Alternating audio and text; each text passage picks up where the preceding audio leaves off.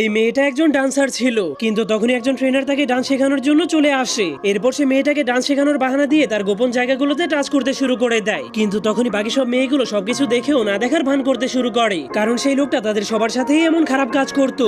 এজন্য সেই মেয়েটা ক্লাস শেষ করে একটা গাছের নিচে বসে বসে কান্না শুরু করে দেয়। ঠিক তখনই একজন অসুন্দর লোক তাকে কান্না করতে দেখে তাকে খুশি করার জন্য গাছ থেকে একটা বিড়ালের বাচ্চাকে নামানোর চেষ্টা করে, কিন্তু সে বিড়ালটাকে ধরতে গেলেই গাছ থেকে নিচে পড়ে যায়। এজন্য মেয়েটা লোকটাকে নিজের ঘরে নিয়ে ব্যান্ডেজ করে দেয়। এরপর সে লোকটাকে এক কাপ কফি বানিয়ে দেয়, কিন্তু যখনই লোকটা কফিটাকে শেষ করে তখন সে দেখতে পায় মেয়েটার কাছে কোনো টাকা না থাকার কারণে সে অনেক খারাপ কোয়ালিটির চিনি দিয়ে কফি বানিয়েছে। এরপর সেই লোকটা বক্সিং ম্যাচ খেলতে গিয়ে 50,000 টাকার প্রাইজ মানি জিতে যায়। এজন্য সে ওই টাকা দিয়ে মেয়েটার জন্য অনেক ভালো এক বস্তা চিনি কিনে আনে। এরপর সেই চিনির বস্তাটাকে তার দরজার সামনে রেখে চলে যায়, কিন্তু মেয়েটা সবকিছু বোঝার পর সেই লোকটার সাথে ডেট করার জন্য চলে যায়। এমনকি সে লোকটাকে তার কালকে ডান্স কম্পিটিশনে যাওয়ার জন্য দাওয়াত করে। কম্পিটিশন শেষ হওয়ার পর সেই লোকটা মেয়েটাকে প্রপোজ করার জন্য ফুল নিয়ে অপেক্ষা করতে শুরু করে, কিন্তু আজব বিষয় হলো তার